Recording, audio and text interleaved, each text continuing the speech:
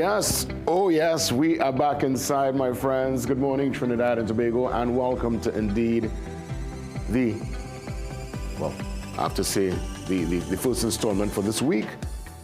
Back to a regular week, and we are back to it, my friends, right here on the Morning Brew. Of course, we were here with you last Thursday and Friday for the holidays, a shortened version of the program, but we're back to the regular scheduled program, that full 2-hour complement from now till 8 a.m. Jason Williams, JW, signing on, and indeed we are here and ready. And I say we because, again, I acknowledge a truly amazing team that we, come together and try to ventilate and put forward all the major talking points and keep it as balanced and positive as possible. But it's hard to sometimes hard to be positive when the news, some of the treatments and the dealings of our citizens less than complimentary, and we'll have to address that later on. But indeed, for many heading back out after that extremely long weekend, they're probably saying to themselves, oh my gosh, we need a next day. But folks, you got two. We had last Thursday and last Friday to relax. I heard the airport, the car park was, when I tell you capacity, people had to park all on the other side of the Piarco International, because I'm sure many would have gone to Tobago and further afield to enjoy the extremely long weekend. But we're back to business, back to the action, and back to our new cycle. Let's see what's happening via The Guardian on this Monday morning, Monday the 23rd of June, 2025. And I'm watching a story here that would have grabbed many attention. Of course, I'll come to the Soca Warriors later on when we touch on the back page. But yesterday would have been the internal elections, and the opposition leader and the PNM political leader, unopposed. She says PNM must unite. Penny calls for healing after bruising internal poll marred by claims of voter irregularity. I know there were some issues. I heard the opposition leader on the news last evening making mention of some issues with the voters list. But indeed, people went out. Apparently about 100,000 thereabout were, was sanctioned, or at least, that was the number being hurled around as to those who were able to vote yesterday. As to the actual turnout, we will know, obviously, over the weekend when the winners for all the different executive roles will be announced. So we'll keep our eyes on that development. So again, it's official. They had their internal election yesterday in all the rain, and people went from, at least the PNM faithful, those with their party card and stuff, went far and wide to vote. So we will find out in the days ahead. I'm watching a story, and I'm seeing here this morning two stories that engage my attention, and we're going to treat with these stories via our conversations inside the first hour, because coming up we have Gerard Gordon. And for those who recall, Gerard would have been here with me on the program. He is from the prison service. He is their association president. So the Prison Officers Association president will join me to treat with that story of one of his comrades, his colleagues, would have been shot over the long weekend in the, I believe, the Aruka area, a prison officer by the name of Balgobin. Now, he is on the mend, but we're hearing of some nerve issues, so there might be some, we're hoping he's able to come out of that particular scenario, but at least he's talking to family, talking to friends. Again, the nerve damage might cause some issues with mobility at this point in time, but we wish him a speedy recovery. And yet again, I don't know why we keep on saying this like it's a bad it's a bad chorus from an extremely bad song. For too long, prison officers, those who wear the khaki, they are under threat at their home, when they drive. They're just trying to live a regular life. And yes, we know there are lots of issues within the service itself. And sometimes officers themselves put other colleagues in harm's way based on some of their action. And we saw recently where one would have been apprehended, a sting operation, and charged. But for far too long, prison officers, like the fact that you become a prison officer, it's almost like a health and safety risk. It's one where listen, national security on a whole, police, fire, soldiers, you put yourself in harm's way, and there is a possibility that something could happen. But with the prison officer scenario, too much for too long. And I think, obviously, the bigger conversation now this morning, other than this scenario with Officer Balgobin, where is the conversation as it pertains to fire? Well, not fire, but well, fire, I guess, too. I know, but in this particular case, in the current circumstance, you know, prison officers, they've been clamoring and asking for the FULs, and I think it's one that should be at least right now top priority and high consideration. But again, a couple other issues there to discuss, and we will treat with that this morning. Another issue, you know, again, we try to come out every morning positive, step out with the right foot, the right attitude, the right momentum. But when these stories of gender-based violence, and especially those that harm the woman, especially the young woman, this young girl, Savannah, 21 years of age from Digger Martin, I'll tell you, that one break my heart. Look at this beautiful young woman now. Nice. I mean, I don't know, we don't know Savannah's, you know, I mean, we don't know her in depth, but you know, come on. Come on, this could have been, you know, somebody's wife down the road, a mom, a career lady. She could have been the next whatever. The potential was there for greatness, as it's there with all our young people, but snuffed out.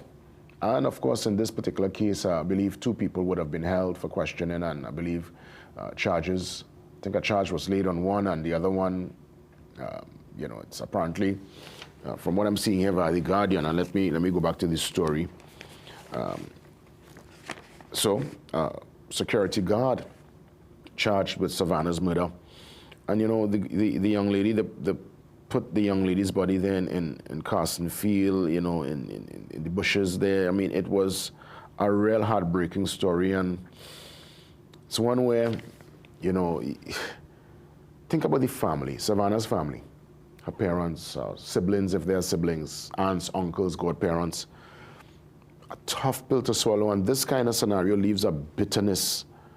There's a venom that gets into people. You go through different emotions, obviously, but part of it too is that, I really want to say the word, but there's sometimes a level of hate for the system, for the country. How could this happen, you know, to somebody we love? How could we as a society allow this? And you have to go through different layers, you know, the sadness, the anger. At some point, I mean, even though it's a real tall order, I mean, there are many who find sometimes strength. Yes, down the road, obviously, no time soon when these kind of things happen, but there are those who might actually find the strength to even forgive. But that's a whole different conversation, and that's a personal choice. But there are many who, because of a scenario like this, it's a total shift in their life. It's a total moving almost of your whole disposition. And it's one where I hope Savannah's family could get some professional help. And again, all I ever ask for when we hear of these scenarios is that the justice is swift.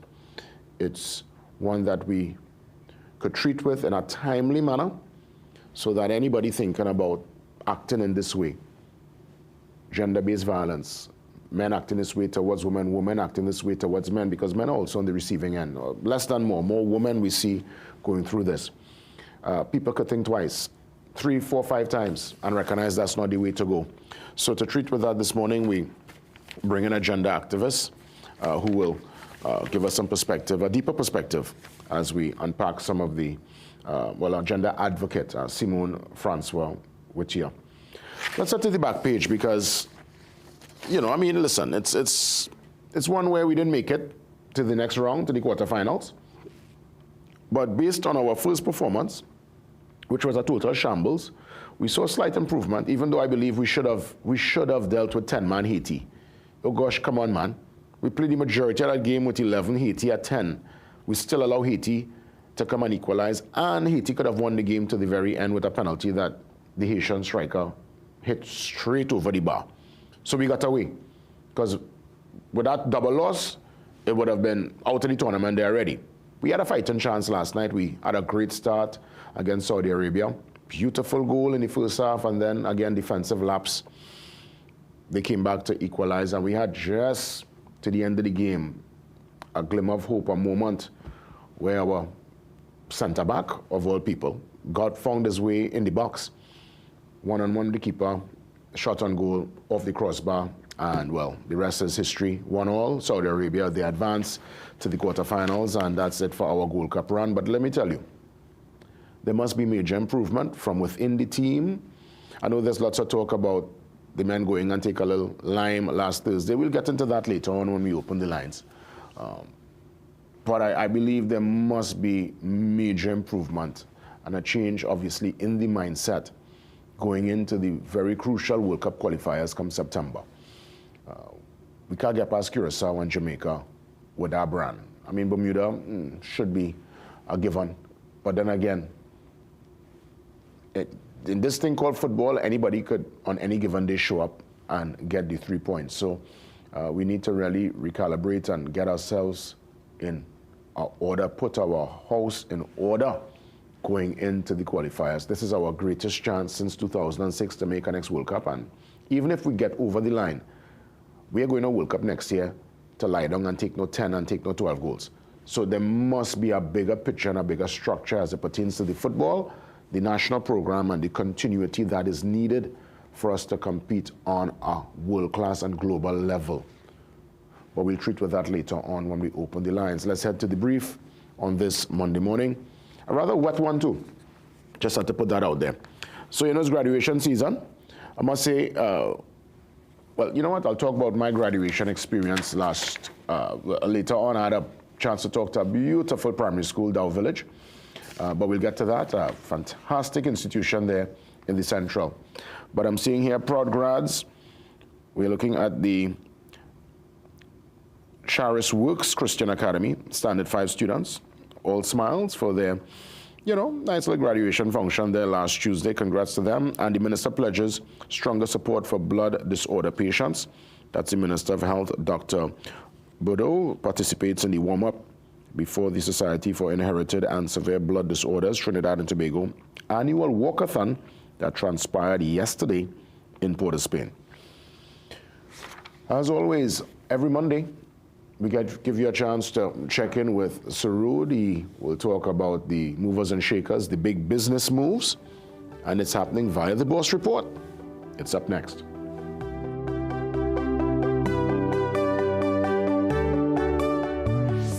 Embrace life with Guardian Life. Every sunrise brings a new beginning, a quiet promise that we're never truly alone in life's journey. So grateful for this precious life. Embrace it with a fearless stride. Dig so deep to turn your dreams to reality.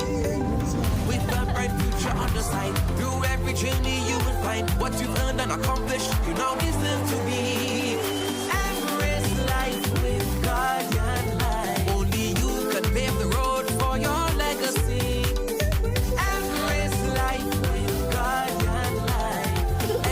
Is one step closer to live easy. Embrace life with Guardian Life. Life, health insurance, and pension solutions. Energy efficiency and increased use of renewables contribute to climate change mitigation. We can play our part to reduce emissions by carpooling, planting trees, and reducing electricity consumption. The onus is on each one of us to do our part to ensure that we achieve SDG 7, affordable and clean energy. Let us explore solar power as an option as we strive to use cleaner sources of energy in our daily activities so we can create a brighter, sustainable future. Magical Expressions Limited is the largest local importer and distributor of fresh cut stems, offering the widest range of beautiful flowers at the most affordable prices. Call us today at 701-6488, 701-6680, 728-6786, or visit our website to order. Get the best in affordable eyewear. Frames with blue filter lenses and eye exam, $399. Single vision lenses with transitions on designer frames, $799. Progressive transitions with designer frames, $1,399. Happening only at Seaview Optical. Affordable eye care for everyone. Konnichiwa. Watashi wa the mighty king. So I just want to sing a little example for you what me and mommy make up. So start the music, DJ. I did take my supplements, yes I do. Oh my God, I'm really working for you. This help my body feel just right, so I can focus sleep day and in the night. Their dreams need a healthy start, so I'm taking care of my body in every part. Hey.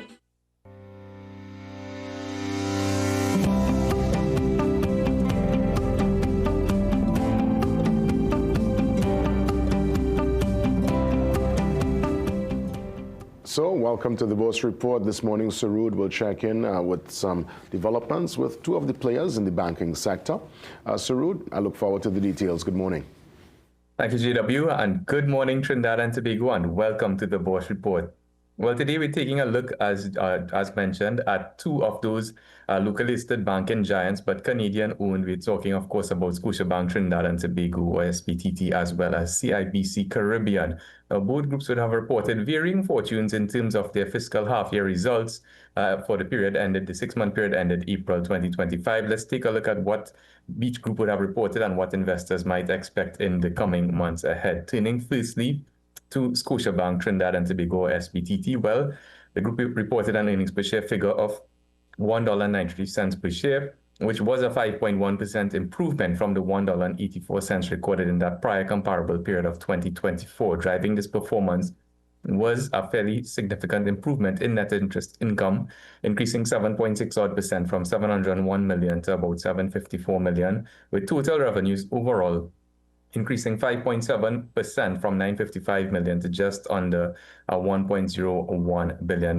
Non-interest expenses increased as well, but by a less than proportionate amount of 3.4% from $406 to $420 million, and overall profit attributable to equity holders improved that 5.1% from $323 million to just about $340 million. So certainly good reading for Scotiabank investors. Now, when we take a look at that revenue breakdown, we can see that 7.6% increase in that net interest income, really driving this revenue growth, and it's the second consecutive period of growth since the fiscal half year of 2023, 3.1% growth in 2024 half year, followed by this 5.7% increase overall. Other income fairly stable at $256 million from $254 million in that prior comparable period. Now, one of the major drivers of improvement in earnings for Scotiabank, in addition to its revenue growth, has been that managing of non-interest expenses, which Scotia's efficiency ratio, in fact, one of the lowest in the industry, if not the lowest, and further improving from 42.6% in that half-year period of 2024 to 41.7% in that half-year period of 2025. That the efficiency ratio, of course, the ratio of non-interest expenses relative to revenues earned, net of interest expenses. So what that means is that for every dollar of revenue earned, non-interest expenses has formed a smaller portion of that revenue generated. Now, in terms of asset composition for Scotiabank, we've seen some fairly interesting trends over the past few comparable fiscal periods, where total loans have actually grown from $24.4 billion in 2024 at the half-year period to $21.1 billion, or roughly 3.4 to 3.5% increase. Investments, however, would have significantly grown over those comparable periods from 5.9 to 7.5 billion, a roughly 27% increase, while other assets would have been fairly stable at between that $3.5 to $3.9 billion level. Now, in terms of valuations, Scotia is trading at that higher level from a price earnings perspective relative to the rest of the banking sector, with that banking sector average at around 9.5 to 9.6 times. Scotia on the right side of the screen at 13.7 times. NCPFG at the ultimate other end in terms of valuations from a price earnings ratio perspective at 5 times. And at that price of $52.50 and that price earnings ratio of 13.7 times, Scotia offers one of the more attractive dividend yields on the banking sector as well, 5.3% above that sector average of 4.7%. So keeping that modest revenue growth in mind, those attractive dividends and dividend yields, but of course mindful a bit of that those elevated valuations, at least from a price to earnings ratio, Boss is maintaining its market weight rating on Scotia for the time being with a stable outlook. Turning very quickly to CIBC, and for their fiscal half year, well, the group would have reported an earnings per share figure in TT equivalent of 47 cents per share, which was a 26% decline from the 63 cents TT equivalent reported in the prior comparable period. Now, driving this performance was total revenue decline of 1.1% from just about 2.5 billion TT equivalent to 2.47 billion TT equivalent. Operating expenses increased 5% from 1.48 billion to just about 1.52 billion. There was a swing in credit loss expenses moving from a release, which is a good thing in the first half of 2024 of 66 million to expense of 92.3 million, which should have also weighed on performance overall, with net income attributable to equity holders falling from 993 million TT equivalent to just about 755.2. Now, when we take a look at the revenue composition of CIBC, we can see that net interest income was relatively stable at about 1.783 billion TT equivalent, whereas operating income actually declined 4% from 716 million TT equivalent to just about 686 million. Again, the first period of revenue decline for CIBC since in this particular period of comparison, 6-month comparison over the last 4 years. Now, when we take a look at segment profit before tax contribution, we can see that there were some notable changes. A 30% decrease in corporate and investment banking results from 913 to 637 million TT equivalent in that pinkish color, and in that orangish color or yellowish color, an improvement of about 90% in personal and business banking from 132 to 252 million TT equivalent, whereas wealth management swung from a profit of 34 million odd TT equivalent to a loss in its most recent concluded period of 47 million for that fiscal half year 2025. So at a price of $8.81, CIBC is trading just below the banking sector average at a price earnings ratio of 8.8 times, the sector average again 9.6 times, and offers investors a dividend yield of 3.8% based on its current trading price, below the sector average of 4.7%, but again, investors would be mindful of the very attractive prospect of these dividends being paid in US dollars. So with that lower revenue in mind and keeping an eye on those high operating expenses, but of course, a fairly attractive dividend yield still being paid in USD, BOSMA is maintaining its market weight rating on CIBC for the time being with a stable outlook. Well, that's it for this week's edition. For more information, you can give us a call at 226-8773. Email us at info@bosfinancial.com. And of course, you can check out all our research absolutely free on our website, bosinvestment.com. And you can catch this article in today's business section of the Trinidad and Tobago Guardian newspaper. So until next time, stay safe, happy investing, and we'll see you again on the Bosch Report.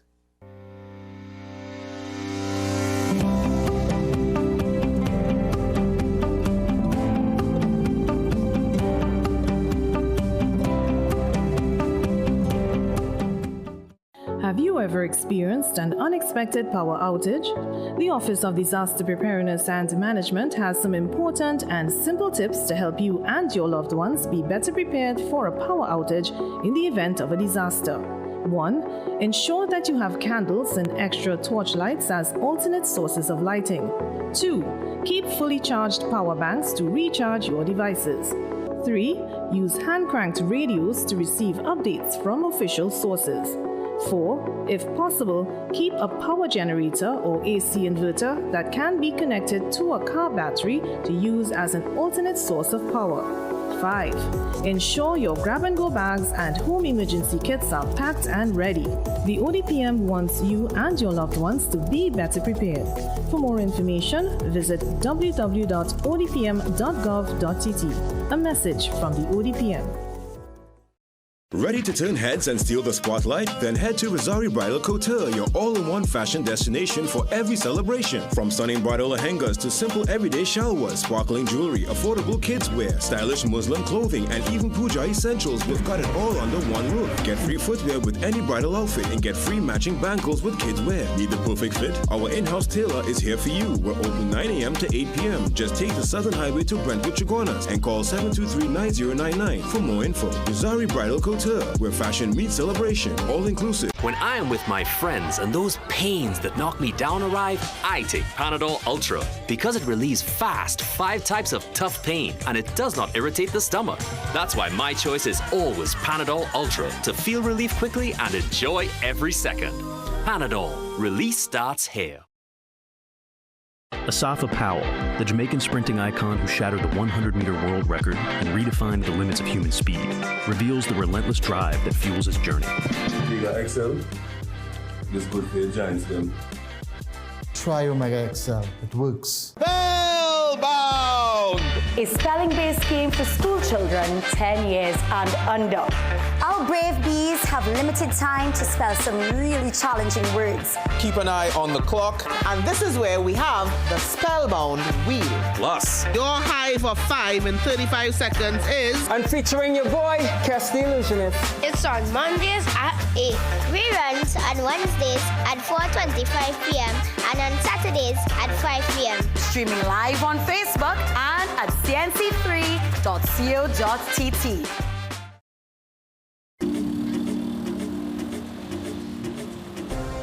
Across Cape Town, a new generation of creatives is redefining what it means to be cool. From Brew Street to Woodstock and beyond, fashion here isn't just about what you wear, it's about what you represent. From local labels to global icons, from heritage to rebellion, this is more than a movement. This is Cape Town.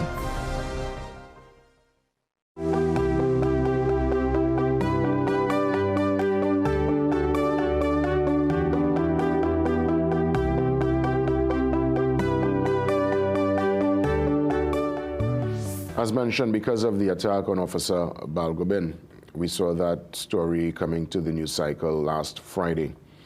It's a very important conversation, and with me again in person, taking the time to share with us and hopefully ventilate what are the pressing issues. And I trust the powers that be looking on this morning give the prison officers the correct treatment, because it cannot be taking up that particular career. I remember when there was a recruiting drive, I saw people on the highway, long lines. So there are people who want to get into the service.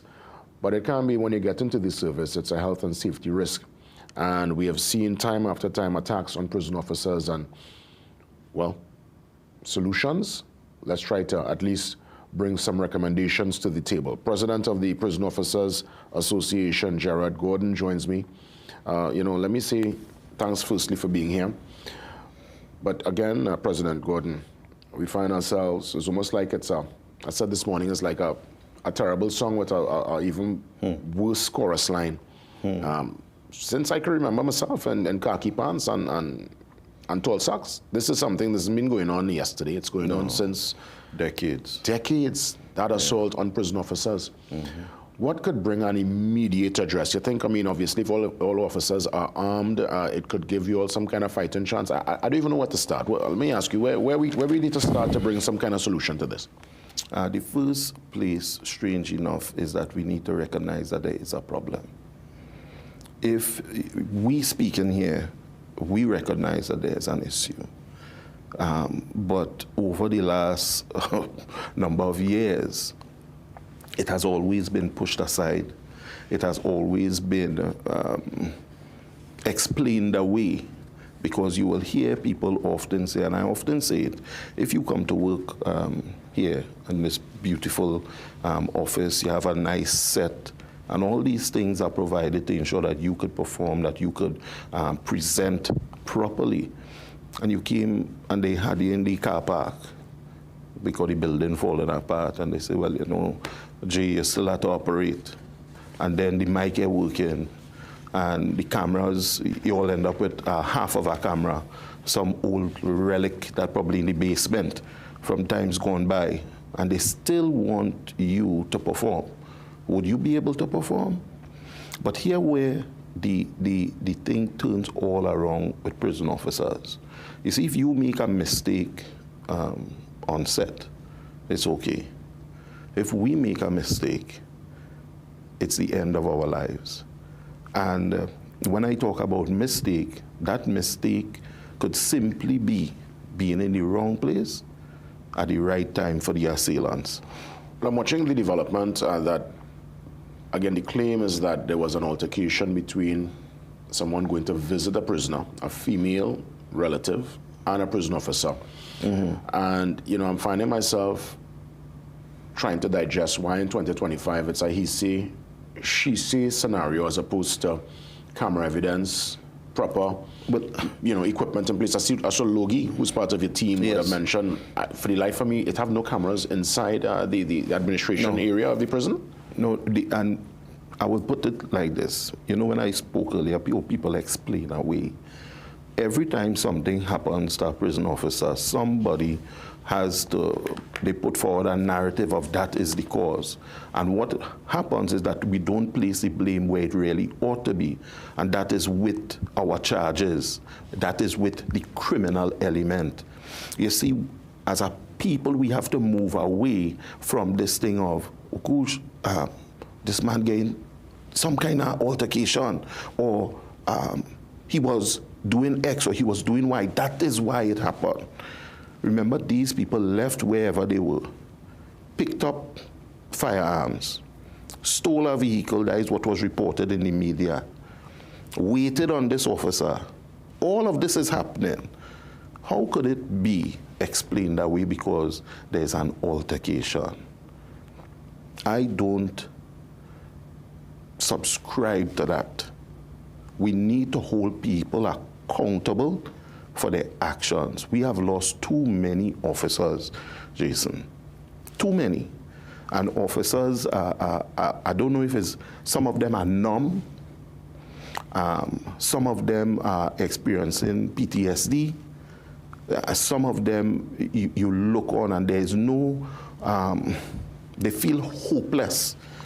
And that is simply because we continue to be placed in a position where it seems that we have to pay. And believe you me, the criminal element feeds into that. Because you killing people, you attacking people, an agent of the state. But hear what happens on the public side. What did he do to deserve that? What does anyone do? Are we saying in this society that murdering somebody, hunting somebody down is acceptable? It speaks to a deeper issue, Marlon, a societal issue that no one is looking at. Well, I'll tell you this, I'll tell you this, Jared, and we have to address the elephant in the room. I'm watching in the Port of Spain prison, 31 cell phones would have been seized from one cell. And I'm trying to figure out here, one, I know there's no cell phone store within the prison.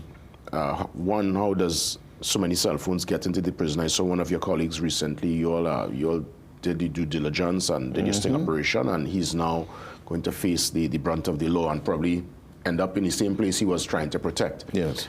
How do we weed out and really treat with the officers who go down that particular road and clearly by their actions put everyone at risk? Well, I'll say this. The Prison Officers Association, there's an amendment to the Prison Service Act, Act 25 of 2019.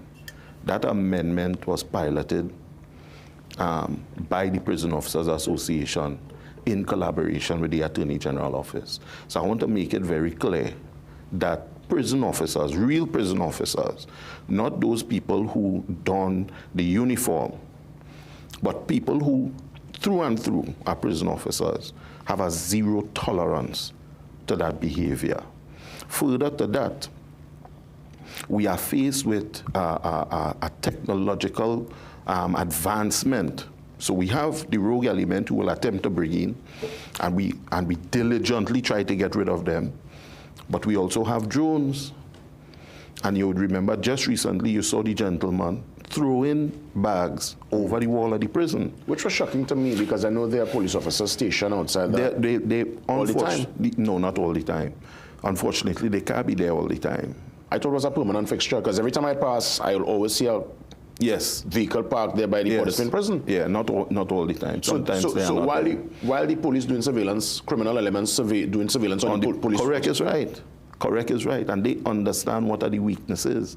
And this goes back to why it is we are saying that that facility needs to, if not completely moved, the activities there need to be dialed back. Remove the remandees from there.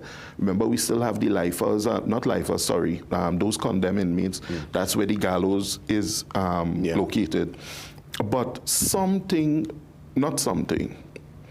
We need to move those people from there. Is there the capacity at in maximum if they were to move prisoners from there? The capacity issue is one where we have to revisit the construction of a new facility. The fact of the matter is that if we look at maximum security prison, they say it could hold 2,500 people, but that is people if they don't move, if they don't eat, if they don't require recreation, if you just want to pack people one on top of the other and not have them move about, interact, anything, no programs, no nothing, certainly you could hold 2,500 people there.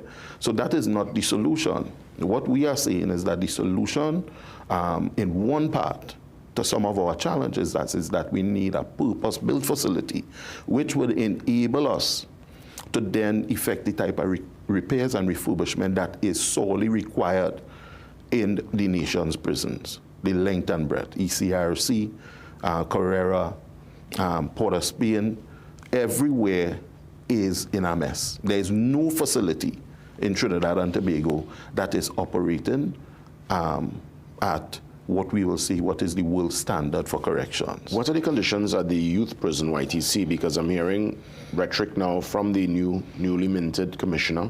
You're hearing rhetoric from the new administration, government-wise, suggesting that young people who run afoul will be dealt with in a very severe way. And there are many calling for that too, the iron fist approach, because they're fed up of the bullying and the kind of vicious fighting we're seeing. So it gives us the impression that more young people might end up, unfortunately, before the court and going through the system. What's the current situation at YTC? What I will say is this. It is not different in any great way than what pertains in the adult prisons. Space is a problem. Aging infrastructure is an issue and challenge. If we talk about young females, there was a modification, and this is what we always find happening. If we were to check how many new facilities have been built, Jason, most facilities have always been something else that they modify to hold offenders. So when we look at young females, it was one of the quarters, it was a house, and they modify it to hold. But if we were to take in 20 young females, 30 young females, that place certainly cannot facilitate same. So the thing about it is that we need to take a very objective look at the prison service in its entirety and understand that money being spent there to improve the conditions is not money really being spent on the offender, you know. It is money, it is an investment in allowing this very important agency to meet its mandate of maintaining public safety. Because when you look at it, all of these issues, all of these inherent issues that we are facing, I'm not saying we expecting a magic wand, but certainly we need the focus. I think I was mentioning to you, when we look at the mid-year budget review, we see our brothers and sisters in the police service, I think it's $119 million. I think prison was only $3 million. And that money is, I believe, to purchase food, to feed the prisoners. We have no uniforms. We have no security implements, stab-proof vests, bulletproof vests, vehicles in a mess. The whole place is on the brink of collapse, and it is only being held together by the diligent engagement of the prison officer, who more times than not is taking money out of his own pocket to ensure that we could have certain things run, and that is a fact. And on the backdrop of that, you're doing your job, you're going to get something to eat, and you are shot at. You're working, you're on vacation, you are murdered, you are shot in a drain. You have your barber shop, you were told, hey, listen, be careful. You forgot your phone. You're going back in the barber shop to get your phone, and you are gone down. And these stories, you're washing your car in the yard, They jump the wall and they kill you. The thing about it is that we need to understand this. The criminal element in Trinidad and Tobago is very emboldened. They do not believe that they would ever truly be held to account for their actions. That is what the fact is. So we have to move away from blaming those who are standing in the gap for us. Prison officers are standing in the gap for us. This is not a job. This is not a work. This is a vocation. When you come into the prison service, you are giving your life to the people of Trinidad and Tobago to do something that many would not do. And I could tell you that. When I came in to train, when we were going to do our medical, we did our medical at Port of Spain prison. And there were individuals who walked through that yard with us who never came back. Yeah, it's not an easy thing to witness. I mean, it's for the times I would have visited to speak with the inmates, Port of Spain twice, Maximum once, YTC once. It's a mirror. It's really a mirror. What you see there is no different to what's happening on the outside. It's just those people would have been caught. Yep. And it's a place that it's, and you mentioned the PTSD, because my question to you next would have been generally the morale of your officers and just the general feeling you get. Is it that people are really, truly demotivated? I mean, if they were to really adhere, those listening this morning were to give you all the resources you need, you think there will be a change in attitude? If we get the resources we need, yes. Every day we are losing people. We are losing people. People are resigning this job. People are waiting to turn 50 so that they could utilize the option for early retirement. That is what is happening. We have not been keeping pace with attrition. So on top of all of the challenges with the infrastructure and resourcing and whatnot, we are terribly short-staffed. And that now has put a further burden. I wrote something the other day, killing the willing.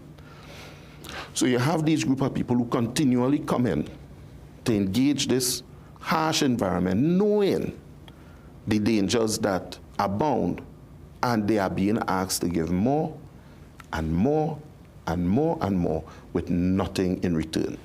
Officer Balgobin's unfortunate scenario there Friday really is bringing this conversation back into the public domain, and I'm hoping with the new administration there can be some immediate address. I heard out of the mouth of the Minister of Homeland Security, he made mention of Port of Spain, the fact that it shouldn't be there. I'm just kind of paraphrasing. I know you would have mentioned that. That's something. And he's also coming from a career of law enforcement.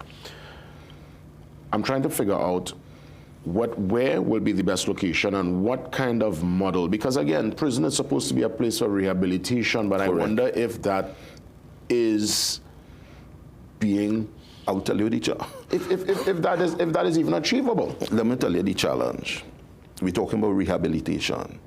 3/4 of our population is remanded individuals. And they are the most frustrated.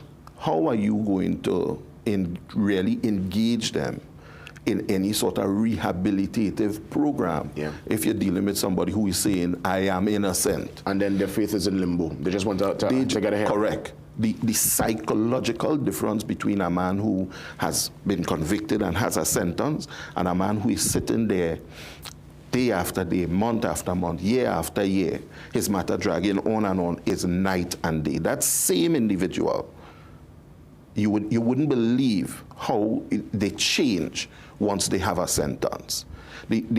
So it's a whole. We cannot talk about these things in silos. One thing flows into the next. To be able to have any real positive impact, we need people who are convicted. We know they have a marked time. You could then have a treatment plan, a proper treatment plan set up. You can't really apply a treatment plan to somebody who may go to court on Monday after spending whatever length of time, and they are either released, their matter is thrown out, whatever it may be. How are you to do that? So the infrastructure, we don't have to look far. We have partnered with Canadian Correctional Services. There are numerous models. I myself would have been part of a team when we were looking at building a new facility. You talk about location. There's that fenced area just north of the highway. There is enough land inside it to build a facility that could easily hold upwards of between 8 and 1,500 individuals. Before we wrap things up, what's the current condition of Officer Balgobin? I heard he's on the mend, but I heard there would have been some kind of nerve damage, some kind of issue with mobility. Is that the case? Yes. What I want to say, and I'm asking anybody, I know we have, and I hope you would allow me, the viewers, anybody who is willing to donate blood for Officer Balgobin, I'm just making this call to the public.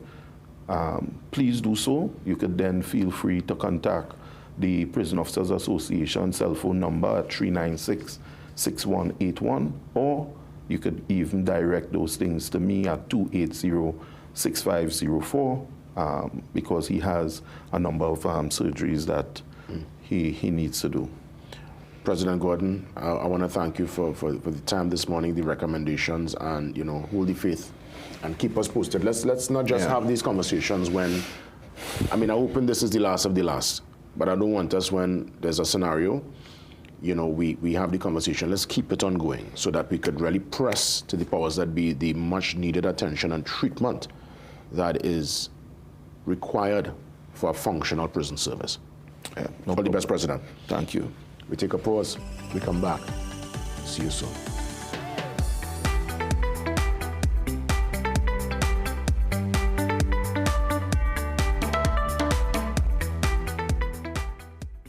Introducing Advancis Energy Vitamins. Advancis Energy Vitamins is designed to give you the extra push you need to power through your day. It's not just any multivitamin, packed with more than 20 vitamins and minerals with added ginseng and reinforced prebiotics. A unique synergistic formula that you will find nowhere else. To help you experience more sustained energy, feel more alive and alert to keep you going strong all day long. See the difference now with Advancis Energy Vitamins. Available at leading pharmacies and Pennywise nationwide. Welcome to Caribbean Beauty Convention 2025. This is the first Caribbean Beauty Convention hosted in Trinidad.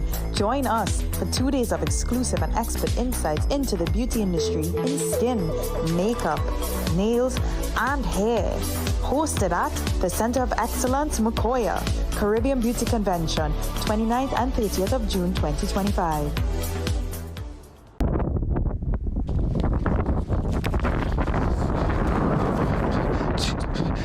ChatGPT, I'm falling. Failing grades? Contact Student Hub. I ain't say failing, I say falling. Then it's time to stop failing. Student Hub helps students succeed online. If school feels like a free fall, Student Hub helps you land on top.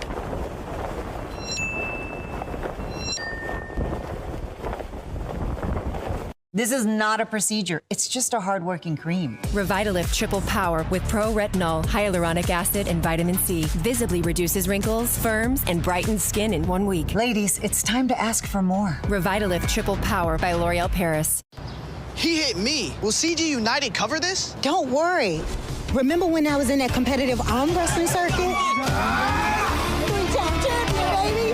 I did feel bad crushing all those arms and dreams. So I took them all out for ice cream. And then we got crushed. Anyway, CG United handled my claims fast. That explains the arm. The best cover for the best value. CG United. Good like that. Tune in to Betterments with host Bass, Monday through Thursday, 12 p.m. to 3 p.m. for a program that educates and is solution-based. Bass tackles the issues that matter to you, providing a platform to speak your mind and find solutions. That's Betterments with Bass, with a focus on education and resolution. This is all about making things better for you. So if you want to make a difference and have your voice heard, tune into Freedom 106.5 FM and join us for Betterments with Bass, Monday through Thursday from 12 p.m. to 3 p.m. Better for you. Only on Freedom 106.5 105 FM, where we believe that your voice matters.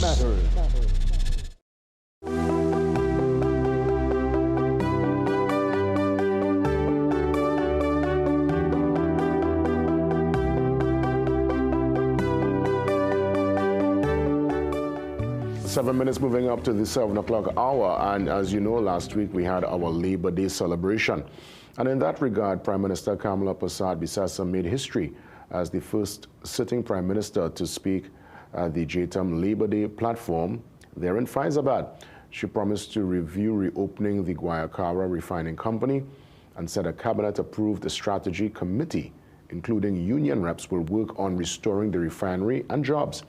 Unions welcomed the move, but JTAM President Ansel Roger criticized the former PNM government, accusing them of enriching themselves while neglecting workers. He called for the reversal of the 47% salary increase given to former Prime Minister Dr. Keith Rowley, and PSA President Felicia Thomas expressed hope, saying the new UNC-led government has already saved 10,000 jobs and she expects a 10% budget increase. She encouraged workers to stay committed, praising the government's pre-labor stance. Again, here is just some flavor from that Labor Day celebration last week in Faizabad. I gave you the commitment that we will reconsider and consider and work with your representatives to make sure we do the best in fulfilling our workers' agenda. You see that 47% Rowley give himself and the decent pension, we have to, and for security, we have to find a way to take that back from them. All right, well, I mean, listen, I don't get into people's, remuneration. I mean, that's something that was recommended by a committee, and I mean, it's one where everybody who's holding the office will enjoy. But I'm just looking at the relationship between union and the current government. Obviously, union, as I mentioned last week in the Labor Day special, very important on the national landscape. They played a pivotal role, I would say, in terms of taking their particular stance and moving with the new administration. But we have seen time and time again that unions, especially Mr. Roger there, one day it's singing praises, next day it's criticism and drawing of the sword. So, interesting times. Let's see how long this particular union will last. But I know the unions via the government and that particular brokering that took place, I mean, obviously there was clearly a much better stance and position from the current administration towards the unions, and let's see if they could probably work together and indeed improve the wages of said workers. But I'm not going to get into, that whole retirement stuff. I mean, that's not a personality thing, that is our office. So anybody who holds the office will indeed enjoy the benefits of such. Let's take the pause. 7 o'clock, news update, it's next, and then we come back with some calls. And I look forward to hear from you this morning. Stand by.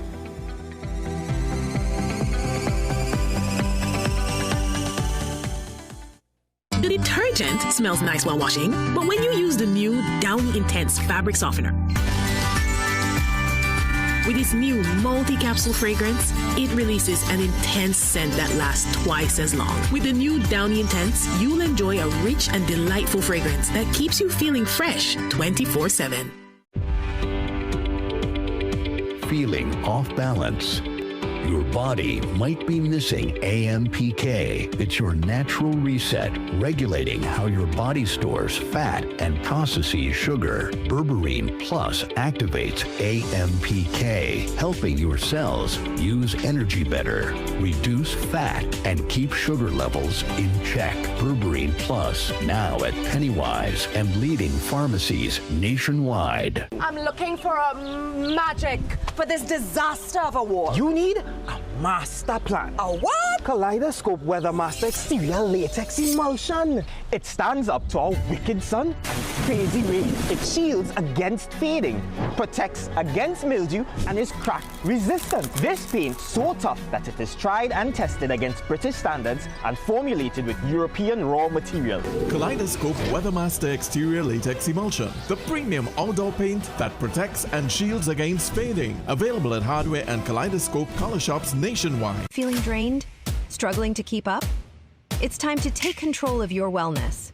On this episode of Wellness Unlocked, we're diving into the key nutrients your body needs for all-day energy and balance. With 100% or more of your daily essential vitamins, plus added chromium to support healthy blood sugar, this is complete wellness in a single soft gel. Join us as we uncover how small changes can make a big impact on your health. Don't miss Wellness Unlocked. Watch now on CNC3 and take the first step toward better health. Welcome to Holiday Inn Express and Suites. Do enjoy, Stacey. You want some coffee? Can I have a bit? Perfect then. That's exactly what we need. Hey, the pool is this way. Whatever you're here for, we're here for you. Stay smart at the Holiday Inn Express and Suites.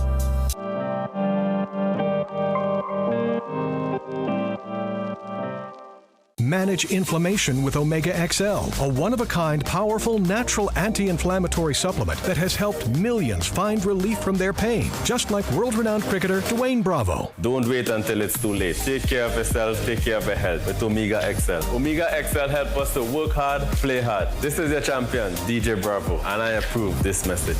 Live healthy, stay strong with Omega XL. Visit your local pharmacy or health food store today.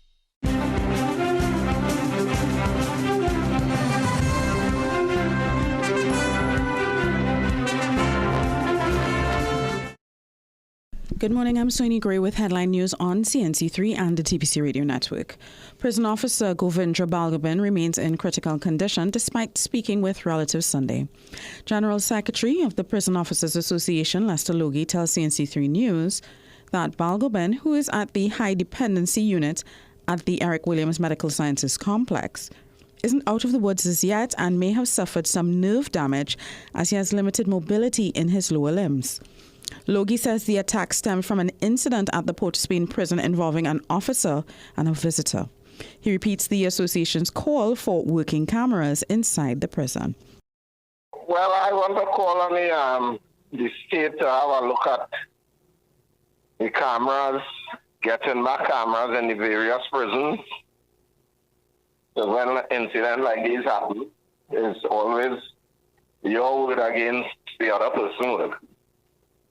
All right, we had cameras working in Port Spain before, now we don't have any under the last government.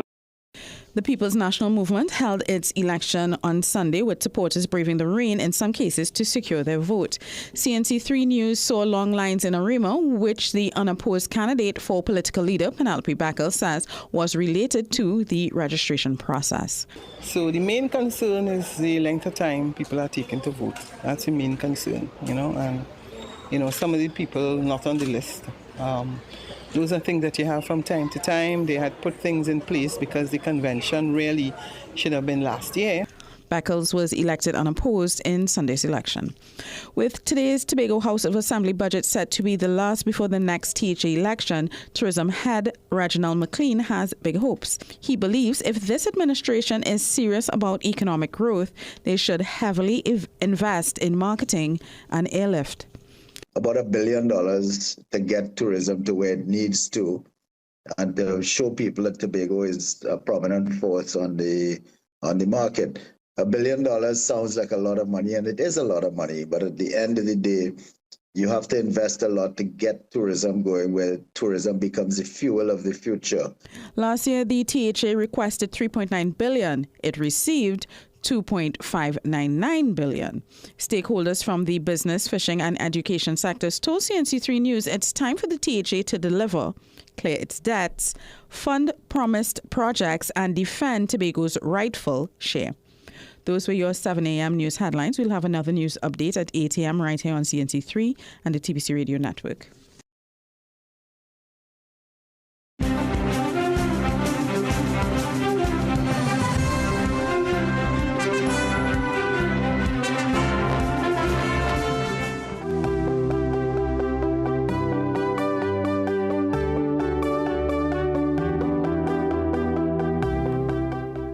Welcome back. Let's get into our open forum, a chance for you to touch base, express yourself. I mean, so many developments, not only here at home, but of course the international news cycle. We're looking at the developments out of the Middle East with that U.S. strike on Iran, taking that escalation and taking that particular rift to a whole different level. And I'm just thinking here that the repercussions, whether it be immediate or long-term, will not be one that we could treat with and deal with. I don't know for the life of me why in this 2025, war is still part of our human condition and conversation. But we'll hold a pause for now. Let's head to Shagonas for the calls. Welcome, Shagonas. Morning. Hey, just now things, morning. Morning, welcome. Welcome. You look smashing in that black today. How was your weekend? Good? Yeah, it was a good weekend, and thanks for the compliment, man. I appreciate it. Of course, man, of course. All right, so here's what. I want to touch on the topic in connection with what the government is doing with respect to the public servants and the monies that are owed to them, right, that have been already finalized under negotiations that have been owed to them. And I think kudos to the government, right, that they are taking the stance to pay these people because they will have promised these things, right? And this will have been due to them quite a number of years now, right? Because I mean, for the last 10 years, they didn't get there wasn't really so much of an increase. There wasn't really so much of good negotiations, bargaining as for where payments are concerned and everything. So I think that even if the government has to borrow some money, you understand what I'm saying, Jason? At least the people are getting their monies, right? Because the previous government, right, in accordance to what Imbut said, that they had to borrow, and where was the fruitfulness of that borrowing? Who would have benefited from that borrowing? Because certainly it was not the general public at large. Now this woman has come now, right, to borrow money in order to try and facilitate these promises, right, and not only facilitate the promises, but by far and large help the people because of the cost of living, right, price of goods and services, basic amenities and everything, right? So I think it's kudos to the government, to Ms. Kamala Prasad-Bissessar, right, on everything and all the action that they are taking. Remember, the government is here for 5 years, not for 3 months, right? So not everything will be done in the first or the second year, and we have to be mindful of that.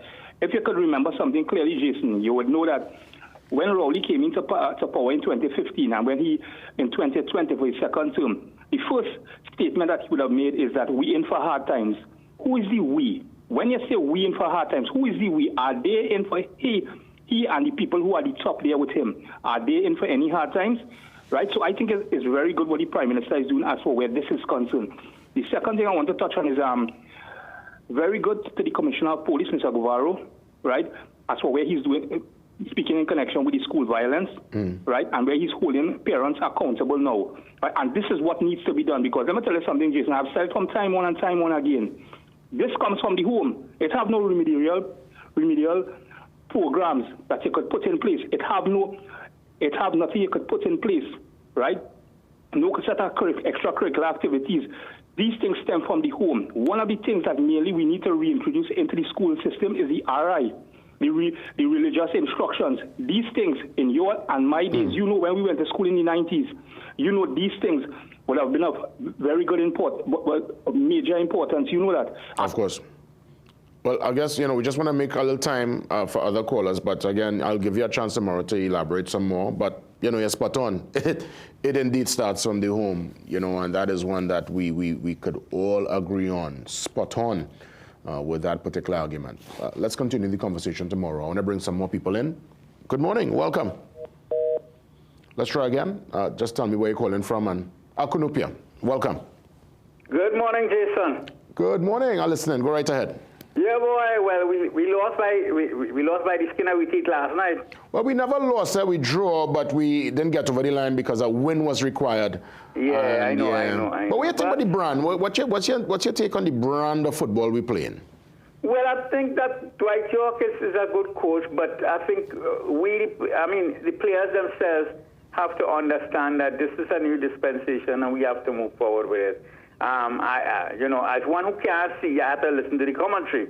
Mm-hmm. But at the same time, you have to appreciate some of the work. Some of the time we fell asleep on the ball and that kind of thing. So we need to look at those videos again. And we have the good fortune of looking at those things and making corrections, for ourselves and our team. That football, like cricket, like most team sports, are team sports, and they require team effort. Mm-hmm. I want to jump on to budget cuts in terms of saving money. You know that the ministers and those in higher ups, they get privileges, plenty privileges, like 3 cars or 2 cars per term and that kind of thing. I don't think that we could afford that. I think 1 car per term at the market at a price, stipulated price. You can't go beyond that. If you go beyond that, then you have to pay the difference. Jason, in these times, we still have people working 2 hours and collecting big salary in county council and regional corporations. That has to stop. People have to give value for money. And if you don't come to work for a certain time, don't make excuses. You have to face disciplinary action because we allow too many things to go unchecked in our country. And this is why we keep falling down. Thank you. Thank you, Kanupia. Let's continue with the calls this morning. Santa Cruz. Santa Cruz. Welcome, Santa Cruz. Hey, morning, Jason. How is everything going this morning? All is well, Santa Cruz. Great to hear you, man. Okay, looking forward. What I want to touch on is the whole question of the legislation whereby the Prime Minister decided to go to Parliament to bring legislation that a person that holds the office of Prime Minister must serve for 1 year before they get any pension. Now, it's a piece of legislation that I endorse. I endorse it in principle. But what I'm not endorsing is that you cannot win election on the 20th of April and have a legislation retroactive to March to deny somebody their pension. I think that is tantamount to vindictiveness rather than a legislation that will serve in the best interest of the people. So I cannot see how you're bringing legislation and bringing it retroactive to deny a person a pension. Stuart Young did not determine his pension. It's the Constitution of Trinidad and Tobago that did that. And that is one. Second thing is that the Children Life Fund, I support the Children Life Fund in principle. The amendment to the Children Life Fund I do not support, whereby you're now putting in the hands of the politician to override whatever system or board you put in place. I do not think that amendment is necessary. What we have to look at is fairness and justice for the Life Fund, whether or not it's serving the useful purpose and going to the people that deserve it. But to make an amendment to put it in the hands of a politician, actually saying, well, look, we will determine who gets and who didn't get. Thank you, Jason. This is Mr. Santa Cruz. Sign off. All the best, Santa Cruz. I didn't mention the basketball last evening. Congratulations to the Thunder winning yesterday and, taking it to Game 7. We'll treat with that in a few. Let's take Diego Martin. Let's take in Diego Martin. Good morning. Good morning, Jason. Two quick points. Yes, Diego. Eat a food, that term. And let me show you why it might be a very, very nice point term. The Parliament debate, the former finance minister, Colin, preempted going to the privilege committee. And you know what he did? He basically, I suspect he threw the lawyers under the bus. They say they didn't keep him in tune with the appeal, etc., etc. Now, I find that really, really strange for a law firm who is on the vendors list to get government brief was so sloppy and so unprofessional. But the interesting thing, and I'm not casting any aspersion, is to go and look at the case in the lower court when Colin Embert lost the case. That is the BRL person, Rohani Ramkissoon, and the Minister of Finance, Colin. It is a very, very, very, very popular law firm. Mm-hmm. And I don't know if that is the same law firm that acted in the appeal, so I find it strange. And the law firm is MD, and everybody could know where MD is. That law firm has always done a lot of work for the government before, particularly the PLM government. The second quick issue, there is a person found hanging recently, and it is alleged he committed suicide, but in closer investigation, you saw his hands were tied. When you basically interviewed his wife was saying that she was sending phone cards for him. So how can the prison operate like that? People in the prison have phone to call all the time, cell phone. Mm-hmm. I mean, they say if our government, previous government, didn't do anything about that, heaven help us, because there are no cameras. With the recent shooting of the person in the Orange Grove maximum facility, I mean, they say you allowing that to happen. People saying on national television, they're buying phone card to communicate with their loved ones inside. I'll go and have a nice morning. All the best, Diego. We have another call from Diego Martin, I believe. Goodbye. Good morning. Good morning. Welcome. Yeah. Go right ahead, just take the levels down on the TV because we'll get our dread feedback. Just go right ahead and talk on the phone. Welcome. I totally agree with.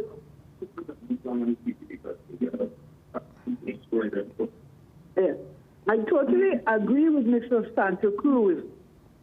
It is very disingenuous for the Prime Minister to change the law to disallow Mr. Stuart Young from receiving a pension as Prime Minister. It is very vindictive. All right, Diego Martin, thank you so much for calling.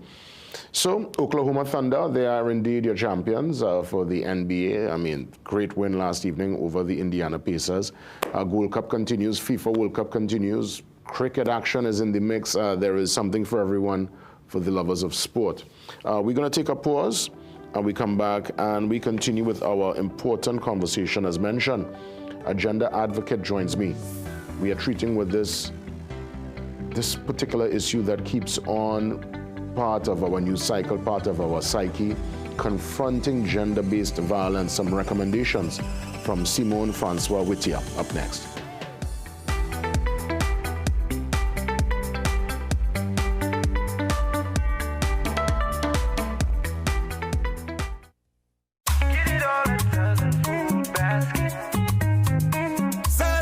Southern Food Basket. Quality food to fill your basket. Get it all at Southern Food Basket.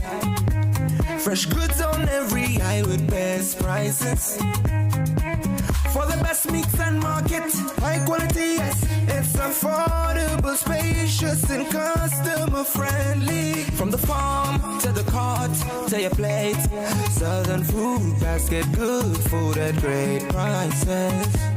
Come on home, everybody, don't you wait.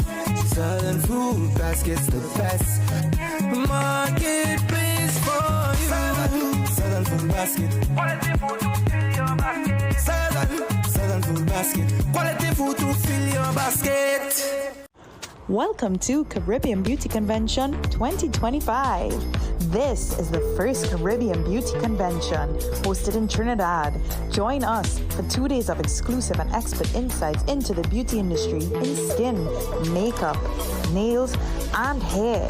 Hosted at the Center of Excellence, Mukoya. Caribbean Beauty Convention, 29th and 30th of June 2025. Just got your CXC or CAPE results? Then start your degree today at CTS College and choose from many of our pathways in business management, business administration, human resource management, marketing, finance, management information systems, computer engineering, computing and information systems. Full and partial scholarships are available. CTS College, where education is beyond academics. Recession have you down? Don't lose hope. Head on down to Tire Clinic for the recession deals. Big savings with our road hazard warranty on Dunlop, Sumitomo, and Falcon tires. Available at Tire Clinic, Couva, Chaguanas, and Pleasance Park. Tire Clinic, a tire for every need. Call 636-8973 or 636-2958. Things don't always go as expected. Be ready with Trinry for auto, home, business and group life. Call us at 800-TRIN or visit trinry.com today. Huge insurance premium.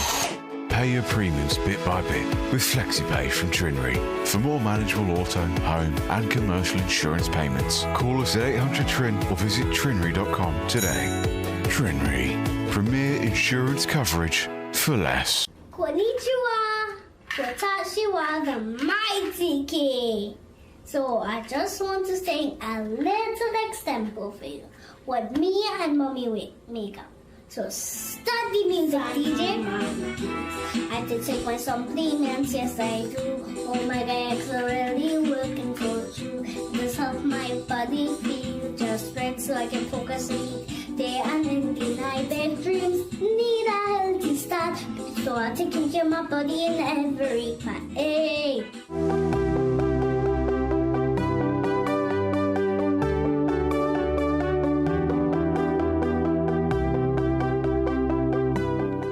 We welcome gender advocate Simone Francois Whittier. She joins us on the Zoom line. She's also a PhD candidate in gender studies and the president of the Association of Female Executives of Trinidad and Tobago. Simone, I want to thank you for the time this morning. A very important conversation I had. And honestly, Simone, I must say, I am so weary. I'm seeing that story and the development with Savannah, the young woman, 21, you know, at the start of her life, the limitless potential, never to be seen.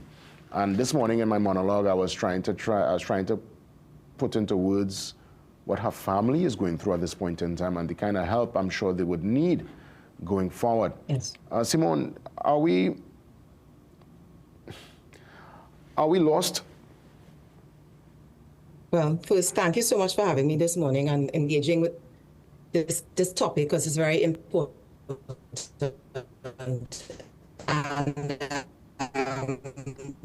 Sometimes I think so. Yeah, because it's either we lost, Simone, it's either we lost or we're losing our way. Because again, this is not the first time, and we hear these stories over and over, and it's almost like many read it and they just move on to the regular business. It's almost like it's commonplace. Yeah, we've been desensitized. We've been desensitized, and it's because even though people like yourself, even me in my own work, my colleagues, we raise it as a pillar, developmental, a focus pillar for affect. Sometimes human beings, the way we are wired, you know, you hear it once or twice and nothing is being done and they just move on. You just say, thank God it's not you or somebody you love, and you move on. What we have to do, though, is resensitize people and let people know that it's not just about the neighbor next door or the girl down the road, because everybody has a role to play in preventing gender-based violence, intimate partner violence. And it starts with the education of our young people, of our people, not just the young people, because unfortunately this young lady was quite young. My relative that was also a victim of IPV was also around her early 20s when she passed away at the hands of a partner.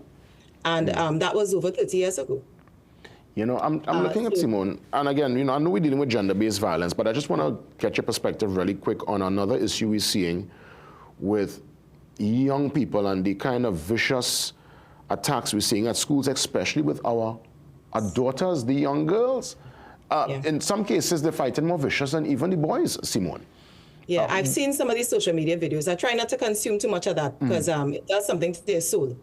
But I agree, it's something that it's a lot of anger, and we have to examine why these children are so angry. And I feel as if we are not being honest enough, and the conversation needs to start at some point. You know, long ago, and I'm sure you would remember when we were younger, I'm not going to presume your age, but we would be told, oh, it starts in the home, it starts in the home. Yes, we know it starts in the home, but clearly it's not being done in the home. So we have to do it somewhere else. And where is that somewhere? Where is that somewhere? And it comes in with civil society. It comes in with the government. And I know we don't like to say, you know, the state is the state is the state, but in a country like ours, the state probably has the most resources available. So our NGO, we do work with young women and girls with our mentorship program, girls from vulnerable communities. and we pair them. We partner with probably other, in this case, an international agency. We have mentors who volunteer their time for free to work with these girls over a course of months.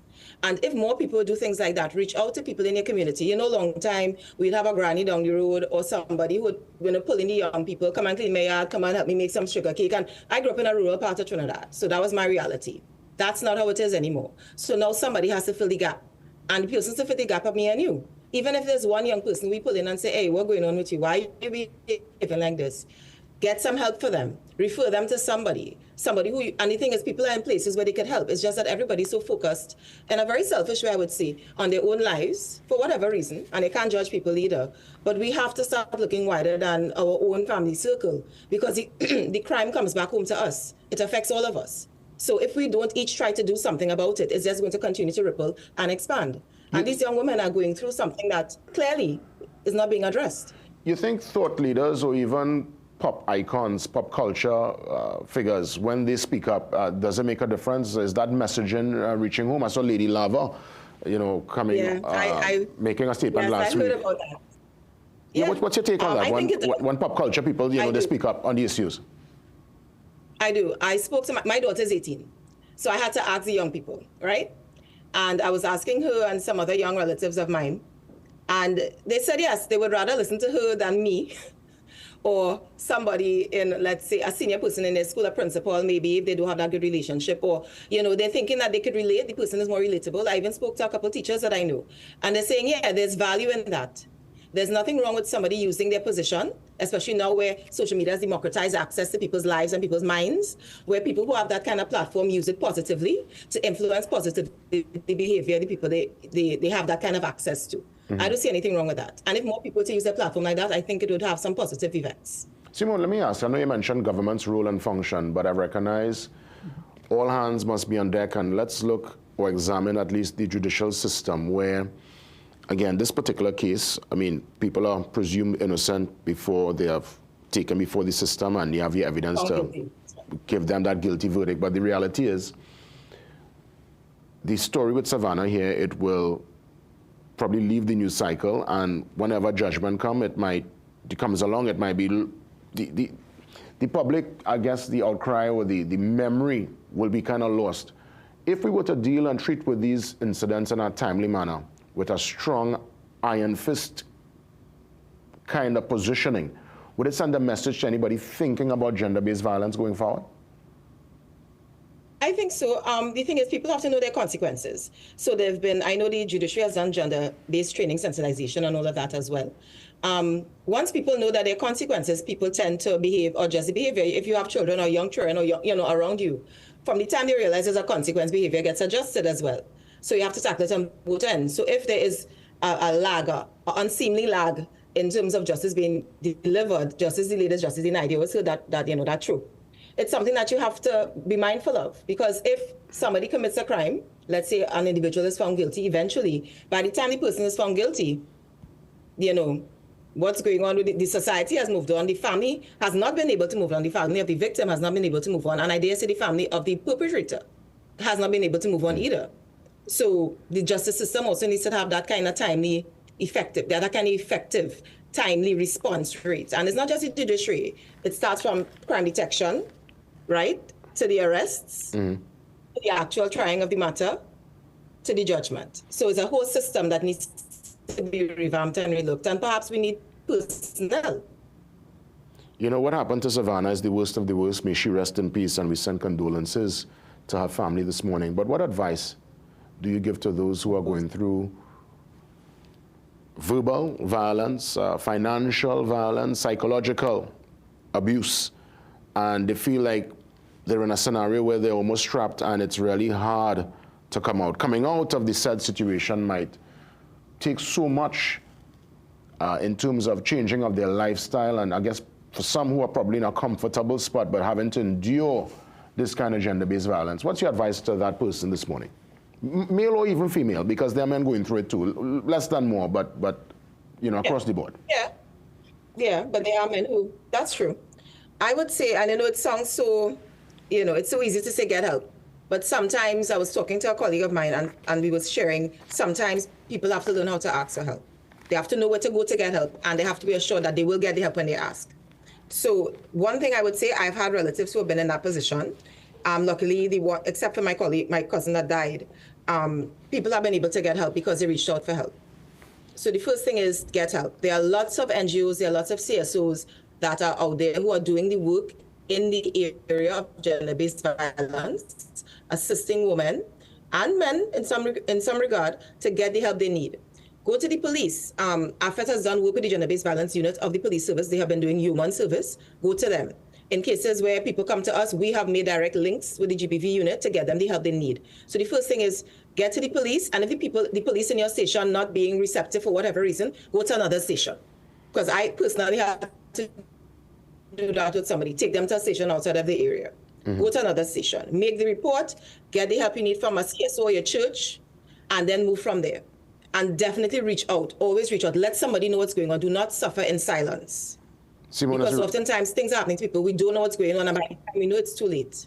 As we wrap things up, Simone, for those looking on, is there a place they can contact you via email or let's say probably in your social media to continue the conversation?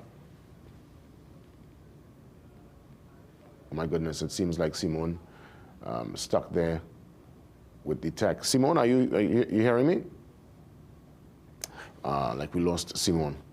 But a very, very powerful conversation. I want to thank her for the time. I'll probably try to get her on again.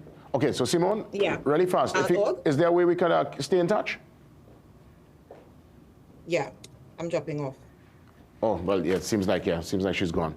Well, you know, important conversation, and that's one that we will continue here on the program. And again, sincere thanks to gender advocate Simone Francois Whittier. Up next, we get you ready. It's your Know Your Ministry discussion. The United Nations Public Service Day also part of the talking point. And it's really an important day as we celebrate all those in the public service. Full details after the break.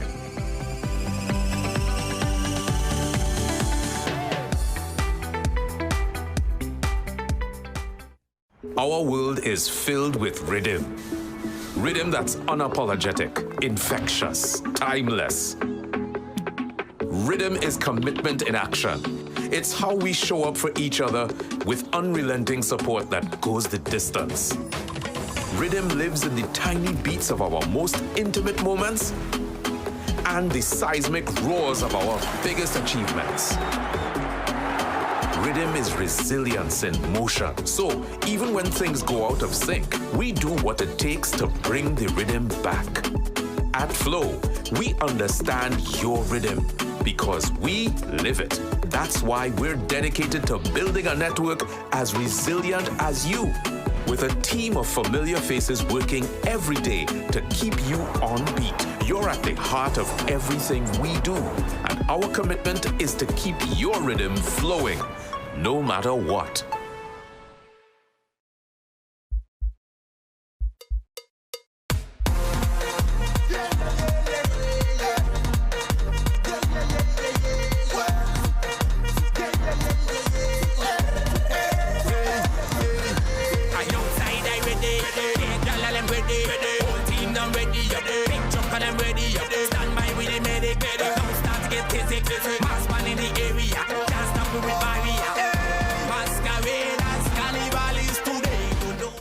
Low energy? Heart concerns? Migraines slowing you down? It's time to take control of your health. Join Wellness Unlocked, the series that brings expert advice and real solutions for a healthier you. In our latest episode, learn how Jameson CoQ10 can help support heart health, boost energy, and even reduce migraines. Get the science, the stories, and the steps to power up your health with CoQ10. Don't miss Wellness Unlocked. Watch now on CNC3 and start your wellness journey today. Tired of mosquitoes and flies invading your home? Insect Screen Specialist keeps the bugs out while letting the fresh air in. Custom fit screens, sleek designs, perfect for Caribbean living. Visit our showroom at Munich Hardware, St. Joseph, or call 354-3012. Insect Screen Specialist. Fresh air, no pests. Welcome to ABC Doors and Windows, TNT's #1 destination for the best quality and widest variety of doors and windows. Enhance your space with our premium wooden, steel panels, fiberglass, and steel security doors, complemented by our aluminum, UPVC, and steel windows. Shop for the best quality and service at ABC Doors and Windows. Visit our impressive showroom at 1 Chancatrace, El Socorro South, or call 638-7184 to get started. Trust ABC for a better choice.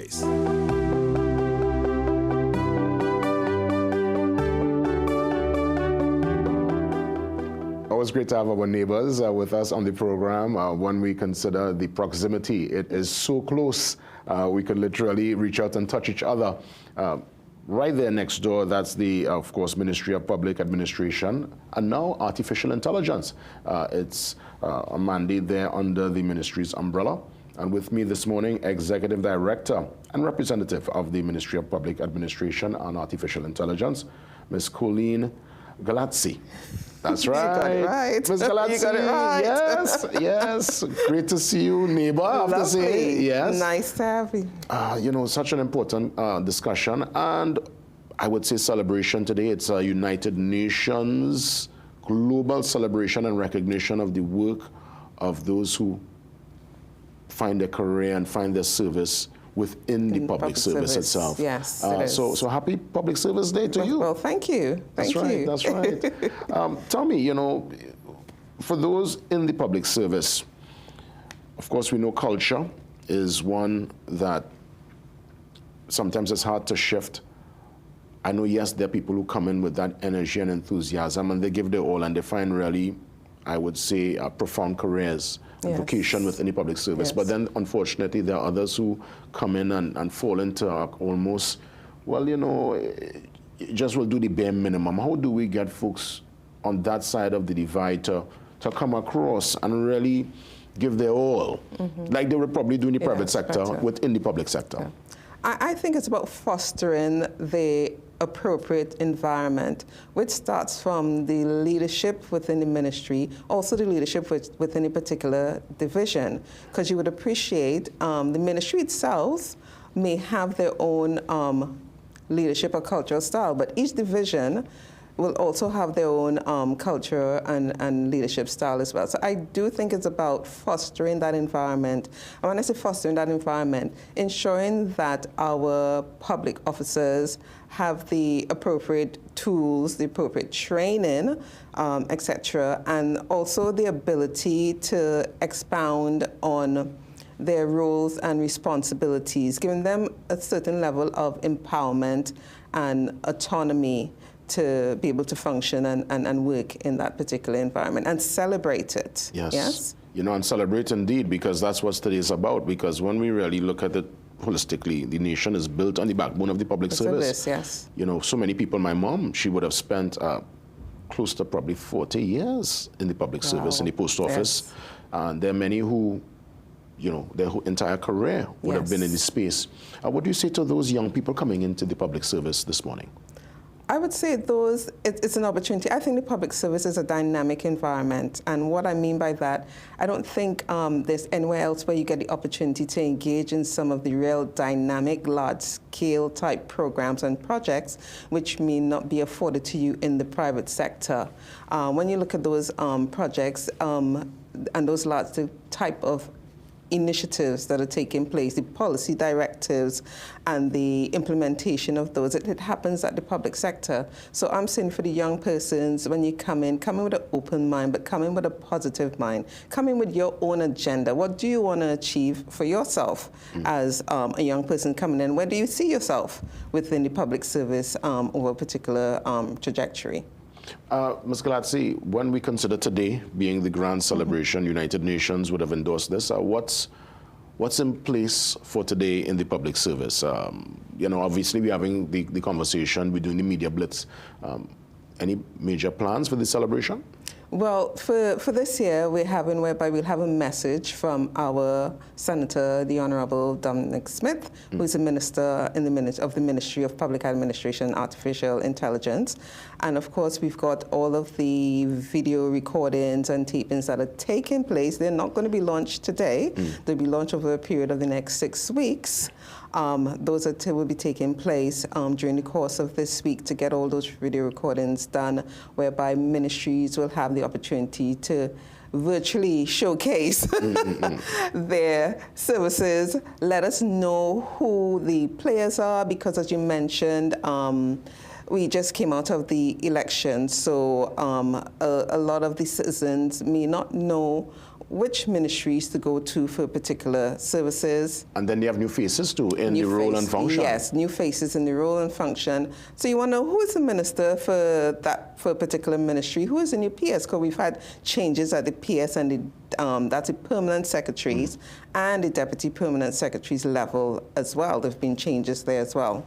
I'd love for you to kind of probably break down for us in layman's terms the differentiation or that difference between a PS and a minister, because we've always heard the PS is really that person who runs the ministry, and I've heard that the minister is the one who will push policy. Yes. Are we spot on there? Yes, you're absolutely spot on. So the permanent secretary is the accounting officer for the for any particular entity or government entity. Yes, and they're responsible for how the funds are expenditure, stewarded, etc., in terms of both financial and human resources. So the heavy lifting and the decisions are really in the purview of the PS? In the purview of the PS, in collaboration with the minister, of course, because we're there to serve the administration that's in power at any given time, and you've got the minister that represents the administration. So we're there to work in collaboration with that minister. And that minister will bring the policy positions, and it's a teamwork. Teamwork, yes. Fantastic. So this Know Your Ministry tour, is it something you're going to bring public? Because I remember back in the day, it would be sometimes in school, we will have those lessons in primary school and stuff.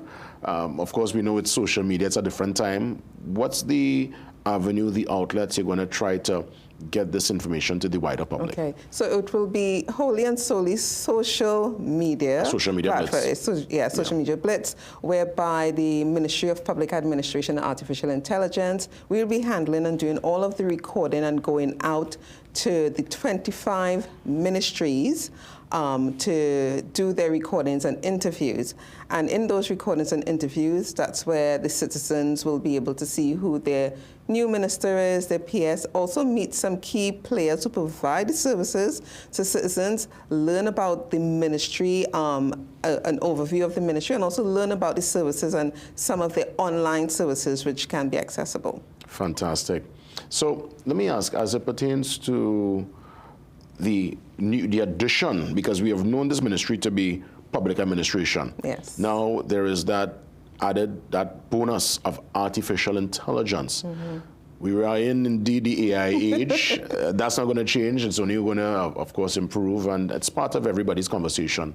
Walk me through that addition and what's the objective really, or at least the twinning, as it were. Why public administration you have twin artificial intelligence with? So I'll respond at a high level, yes, and I'll leave the details for my minister at some given time. Basically, you would have been aware of the Ministry of Public Administration, which merged with the Ministry of Digital Transformation. Yes.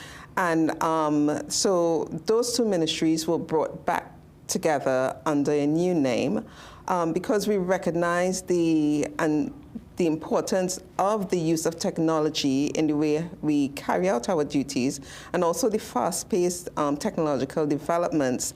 And remember, AI is a tool that will be used to enhance the human capacity, strengthen our service delivery as well, and build a level of trust within how government delivers the services. Now, our gazetted responsibility has not changed. It is about providing quality services, whether it be internal to our employees and external to our citizens. So that's our overall goal. Well, I'm sure you get this question all the time, Ms. Galatsi, and I must ask for those looking on, are there vacancies within the public service? Is there a portal one can go to see if there are vacancies, and where does one even apply and start their journey in the public service? Because you know, people always say, they want to work, I want to work. What's going on? Are there vacancies? So there is our career portal. We would have promoted that earlier on this year in January, and that's available and accessible to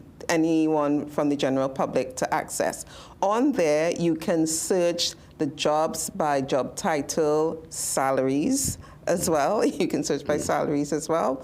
And we've also linked certain entities onto that page for vacancies. So when you go onto the portal, you can click on the ministries. Now, of course, we've got different names in ministries, so of course that portal needs to be updated, right? You could click on those ministries and see what vacancies they may have on their website. And of course, you've got the Service Commission that deals with the recruitment of establishment officers within the public service. And finally, on this United Nations Public Service Day globally, I'll let you have the final say as you speak directly to those in the public service here at home in Trinidad and Tobago. And where should I look? Right there. Okay, so I want to congratulate our public officers today on the brilliant work that they've been doing in the years gone by and also in the years to come. Your hard work is very much appreciated. You are recognized, you are celebrated, not just today, but I would say you're celebrated throughout the year. So we're asking our citizens to continue to support the good work that is being done and the level of service that is being delivered by our public officers. So congratulations once again on all of your efforts today and beyond. Thank you. Ms. Galatsi, thank you so much for being here, and we celebrate all those in the public service. There is value in this space, and we value your contribution. We're going to take a pause and we come back because elections around the corner. This is for the Trinidad and Tobago Police Service Social Welfare Association, and one of the candidates they're stepping in via the Zoom line to tell us about their mandate for the elections. See you soon.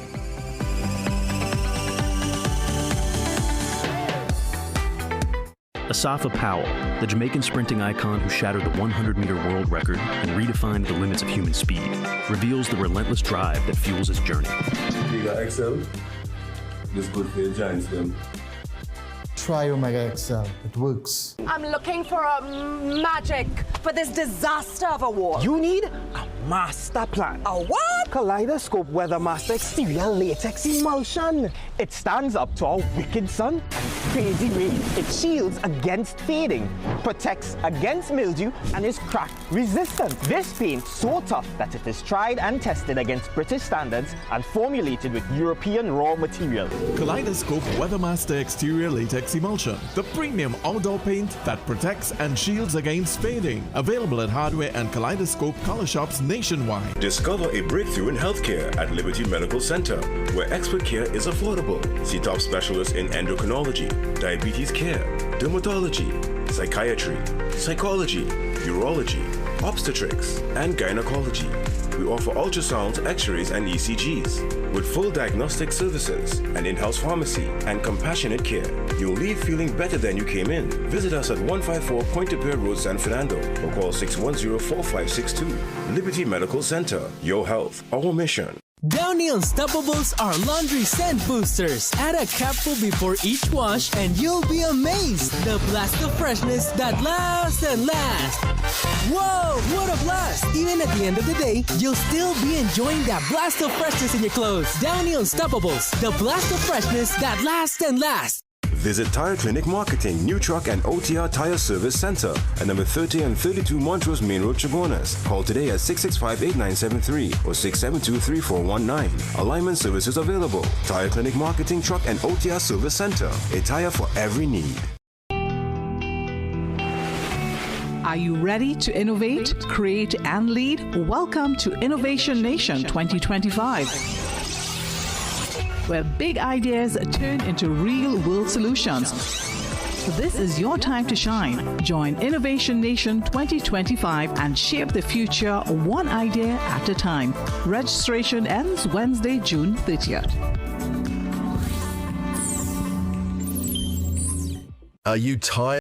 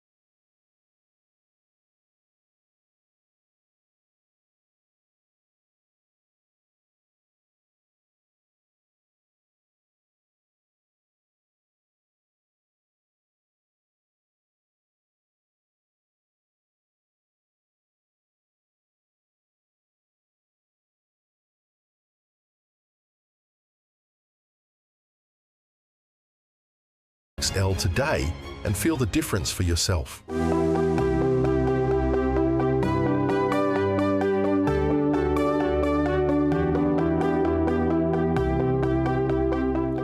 For those looking at the news cycle, you'll recognize that the Trinidad and Tobago Police Service Social Welfare Association, they are indeed in full election mode.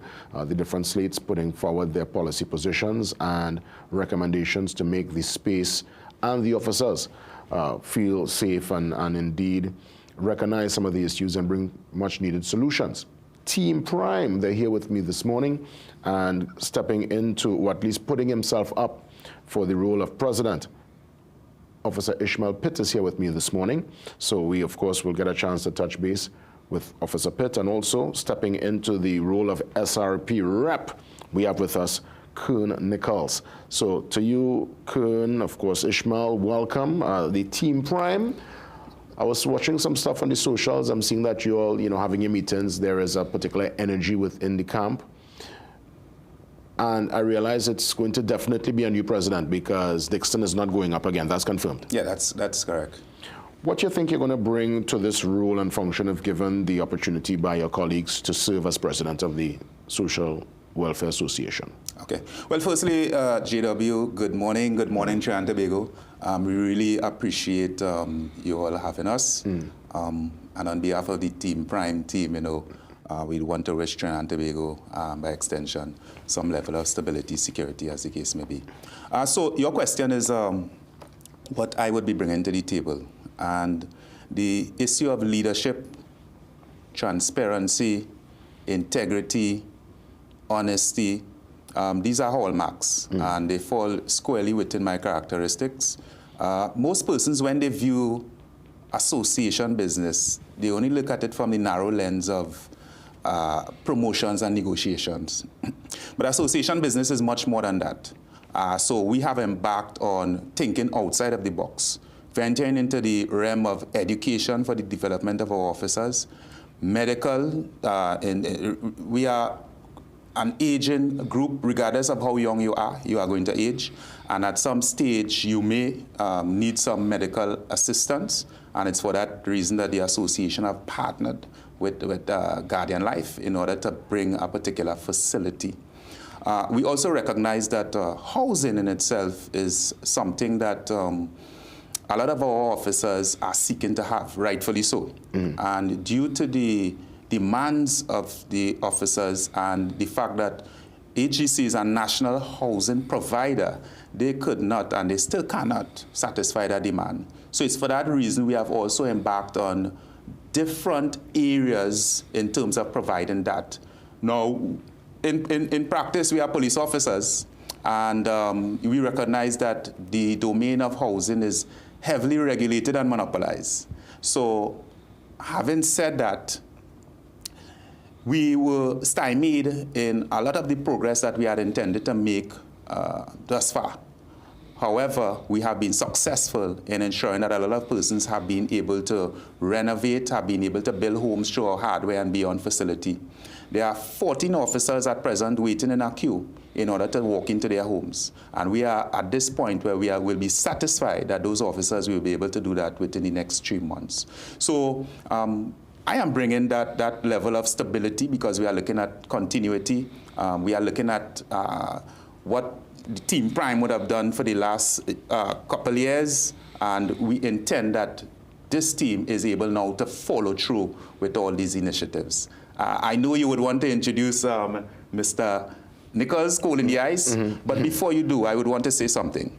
It's the first time, JW, the first time in the history of the association elections that we will be having a special reserve representative and a municipal representative. Now that is significant because special reserve and municipal officers have been part of the association from time immemorial, and they have been paying dues like every other member of the association. And we saw it fit, we, Team Prime, saw it fit to have them as part of the round table. Yeah, because I mean, you're all a part of the fabric, Officer Nichols, and I want to ask you, in terms of the major concerns of those who are under that umbrella of Special Reserve Police. I know job tenure, security, these are major talking points.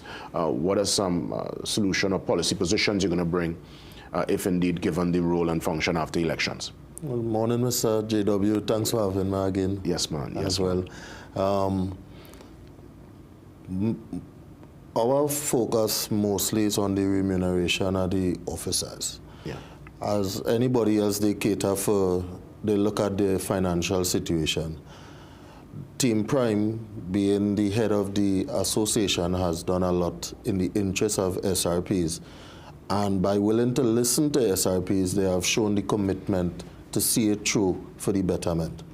So during this campaign, we have given the assurance to officers that we would be looking at the ratification process, which gives us the ability to negotiate for our salaries, the Special Reserve officers' salaries.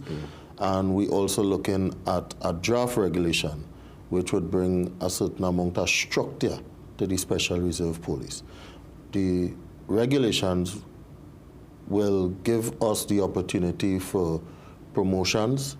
It will give us the eligibility for pension and gratuity. Well said. In the minute that remains, I want to ask you, Officer Pitt, when indeed is the election, and why is a vote for Team Prime a vote for the much-needed solution and change? Okay, so the elections will be next week Monday, which is the 30th. And a vote for Prime is a vote for continuity, it's a vote for continued growth.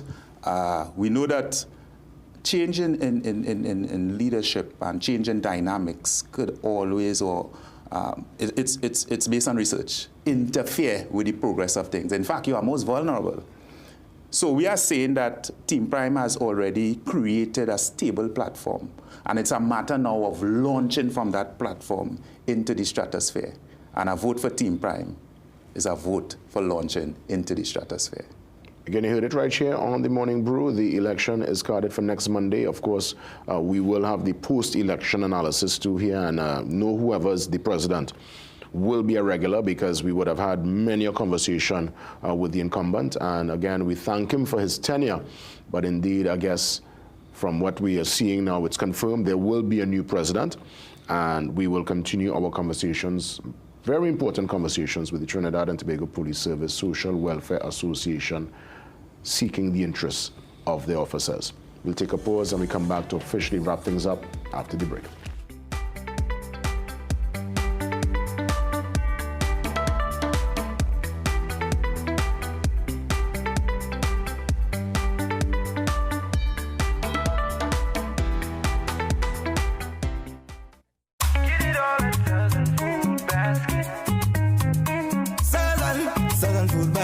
Quality food to fill your basket. Get it all at Southern Food Basket. Fresh goods on every aisle with best prices.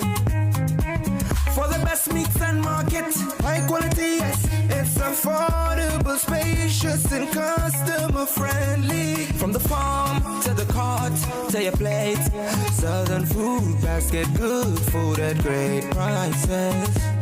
Come on home, everybody, don't you wait. Southern Food Basket's the best marketplace for you. Southern Food Basket. Quality food to fill your basket.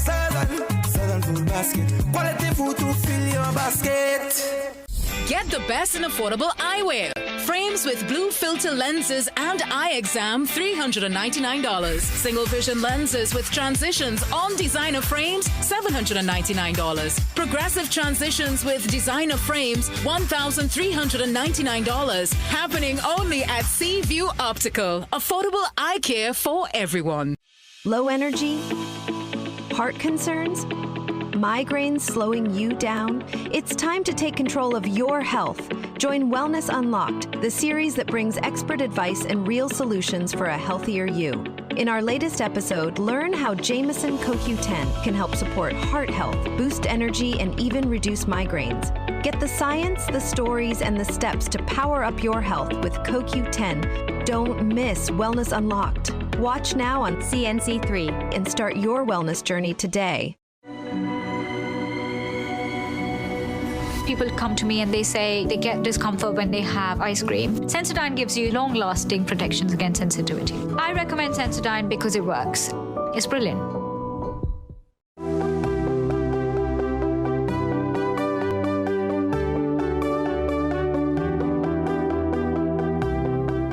Well, we are back out after an extremely, at least for most, really long and enjoyable weekend. Back to work, back to the grind, back to the pace.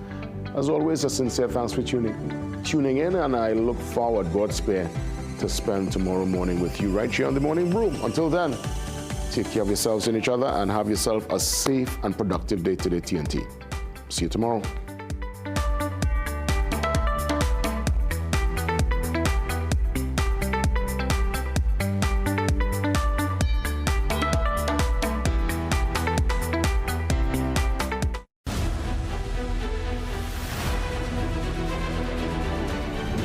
Morning Brew is brought to you by Omega XL. Live long, stay strong.